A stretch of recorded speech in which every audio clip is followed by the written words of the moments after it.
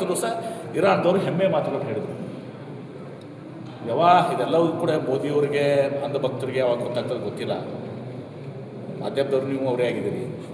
ಎಲ್ಲ ಇದು ಪರಿಸ್ಥಿತಿ ಗಂಭೀರ ಆಗಿದೆ. ರೂಪಾಯಿ ಮೌಲ್ಯ ಅದೇ ಹೇಳ್ತೀನಲ್ಲ, ಇವರೇ ಹೇಳ್ತಾ ಇದ್ರು. ಇವರೇ ವಿಡಿಯೋ ತೊಗೊಂಡು ನೋಡ್ರಿ, ಸೋಷಿಯಲ್ ಮೀಡಿಯಾ ಬೇಕಾದ್ರೆ ಶೇರ್ ಮಾಡ್ತೀನಿ ನಾನು. ಪೆಟ್ರೋಲ್ ರೇಟ್ ಬಗ್ಗೆ, ಡೀಸೆಲ್ ರೇಟ್ ಬಗ್ಗೆ, ಗ್ಯಾಸ್ ಸಿಲಿಂಡರ್ ಬಗ್ಗೆ, ಡಾಲರ್ ರೇಟ್ ಬಗ್ಗೆ, ಇವರು ಅಚ್ಚೇ ದಿನ ಬಗ್ಗೆ ಅವಾಗ ಟೀಕೆ ಮಾಡ್ತಿದ್ರು. ಡಾಲರ್ ರೇಟ್ ಹಿಂಗಾಗಿದೆ ಟೀಕೆ ಮಾಡ್ತಿದ್ರು.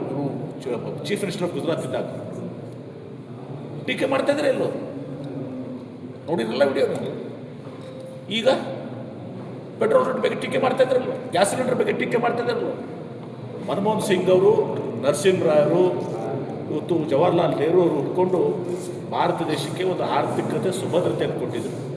ಇಡೀ ವಿಶ್ವ ಹೆಮ್ಮೆ ಪಡುವಂಥ ಒಂದು ಆರ್ಥಿಕ ವ್ಯವಸ್ಥೆಯನ್ನು ಹಾಕಿದಂಥವ್ರು ಅದನ್ನು ಸಂಪೂರ್ಣವಾಗಿ ನಾಶ ಮಾಡಿಬಿಟ್ಟಿದ್ದಾರೆ. ಆಮೇಲೆ ಇಷ್ಟು ದಿವಸ ಸುಮಾರು 40-50 ಲಕ್ಷ ಕೋಟಿ ಹಣ ಏನು ಈಗ ಪೆಟ್ರೋಲ್ ರೇಟ್ ಯಾವಾಗ ಏನಾಗ್ತದೆ, ನಿಮ್ಮ ಕ್ರೂಡ್ ಆಯಿಲ್ ಬೆಲೆ ಏನಿರ್ತದೆ ಪರ್ ಬ್ಯಾರೆಲ್, ಕ್ರೂಡ್ ಆಯಿಲ್ ಬೆಲೆ ಯಾವಾಗ ಏರ್ತದೆ ಅವಾಗ ಪೆಟ್ರೋಲ್ ಏರಬೇಕಾಗ್ತದೆ ಅಂತಾರಾಷ್ಟ್ರೀಯ ಮಟ್ಟಕ್ಕೆ. ಕ್ರೂಡ್ ಆಯಿಲ್ ಬೆಲೆ $1 ಪರ್ ಬ್ಯಾರೆಲ್ ಕಡಿಮೆ ಆದಾಗ ಪೆಟ್ರೋಲ್ ಕಡಿಬೇಕಾಗ್ತದೆ. ಮನಮೋಹನ್ ಸಿಂಗ್ ಅವರಿದ್ದಾಗ 120-140 ರೂಪಾಯಿ ಇತ್ತು, ಅವಾಗ 65 ರೂಪಾಯಿ ಇತ್ತು. ಇವರು 80 ರೂಪಾಯಿ ಬಂದಾಗೂ ಕೂಡ, $80 ಬಂದಾಗೂ ಕೂಡ ಇವ್ರದ್ದು 100 ರೂಪಾಯಿ. ಮತ್ತು ಅದು ಆ ಲಾಭ ಎಲ್ಲಿ ಹೋಯಿತು? ಲಕ್ಷಾಂತರ ಕೋಟಿ ಲಾಭ ಎಲ್ಲಿ ಹೋಯಿತು? ಯಾರು ಕೇಳೋದಿಲ್ಲ ಅದನ್ನು. ಬರೇ ಹಿಂದೂ ಮುಸಲ್ಮಾನ್ ಅಂದ್ಕೊಂಡು ಬಾರಕ್ಕೂನ್ ಮಾಡ್ಕೊಂಡು ಹೊರಟಿದ್ದಾರೆ ಅಷ್ಟೇ. ಅರ್ಥ ಆಗ್ತಾ ಇಲ್ಲ ಇದು. ಈಗ ಪೆಟ್ರೋಲ್ ಮತ್ತು ಡೀಸೆಲ್ ಇದಕ್ಕೆ ಬಿಜೆಪಿ ಕೇಂದ್ರ ಸರ್ಕಾರದ ಟ್ಯಾಕ್ಸ್ ಏನಿದೆ ಅದು 12% ಮತ್ತು ರಾಜ್ಯ ಸರ್ಕಾರದ ಪರ್ಸೆಂಟ್ 30%. ಎಷ್ಟು ದಿವಸ ಮಾಡಬೇಕು ಅಂತ ನೋಡಿ, ಎಷ್ಟರೇ ಇಷ್ಟು ದಿವಸ ಇದನ್ನು ದುರ್ಭಾಗ್ಯ ಇವತ್ತು ದಿವಸ ಇವು ಮಾತಾಡ್ತಾವಲ್ಲ, ಅವ್ರಿಗೆ ಬೇರೆ ಹಾದಿ ಇಲ್ಲ ಮಾತಾಡಬೇಕಾಗಿತ್ತು. ಟ್ಯಾಕ್ಸ್ ಕಡಿಮೆ ಮಾಡಿದರೆ ಬರೀ ಕಡಿಮೆ ಆಗುತ್ತೆ. ರಾಜ್ಯ ಸರ್ಕಾರಗಳ ಏನು ನಡೆಯೋದು? ಇವರು ಇಷ್ಟು ದಿವಸ ಏನು ಕಲೆಕ್ಟ್ ಮಾಡಿದಾರಲ್ಲ ಅದು ಕೊಡಿ ಅಂತ ಹೇಳಿ. ಯಾವಾಗ ಇದು ಯುದ್ಧ ಪ್ರಾರಂಭ ಆಗೋಕ್ಕಿಂತ ಮುಂಚೆ $1 ಬ್ಯಾರಲ್ ಇವತ್ತು ದಿವಸ ಕಡಿಮೆ ಇದ್ದಾಗ, ಬ್ಯಾರಲ್ ರೇಟ್ ಕಡಿಮೆ ಇದ್ದಾಗ ಲಕ್ಷಾಂತರ ಕೋಟಿ ಕಲೆಕ್ಟ್ ಮಾಡಿದ, ಕೋಟ್ಯಾಂತರ ಲಕ್ಷ ಕೋಟಿ. ನನ್ನ ಪ್ರಕಾರ ನೀನು ಹೇಳಿದ್ರು ಯಾರು ನಿಮ್ಮ 56 ಲಕ್ಷ ಕೋಟಿ ಅಂತ ಸಂಖ್ಯೆ ಸುರ್ಜೇವಾಲಾ ಹೇಳಿದ್ರು. ಎಲ್ಲಿ ಹೋಯ್ತು ಅದು? ಜನರಿಗಂತೂ ಪಾಸ್ ಮಾಡಿಲ್ಲ.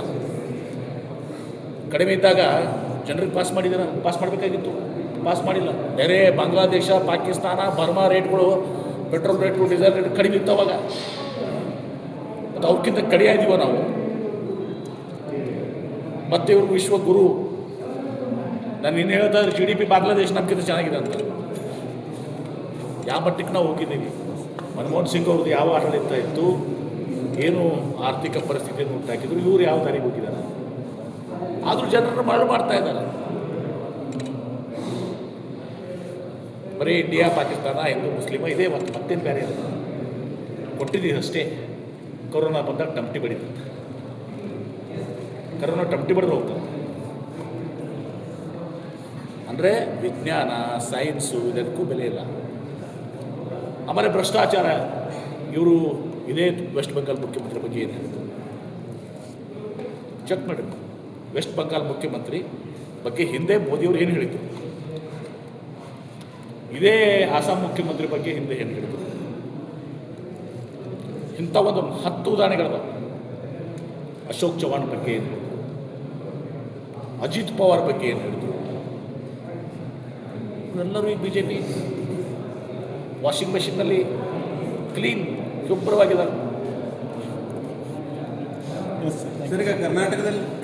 ಕರ್ನಾಟಕ ಗೌರ್ನಮೆಂಟ್ SIRನ ಸಮರ್ಥವಾಗಿ ಎದುರಿಸಲಿಕ್ಕೆ ನಮ್ಮ ಮುಖ್ಯಮಂತ್ರಿಗಳು, ಉಪಮುಖ್ಯಮಂತ್ರಿಗಳು, ನಾವೆಲ್ಲರೂ ಕೂಡ ಸನ್ನದ್ಧರಾಗಿದ್ದೀವಿ.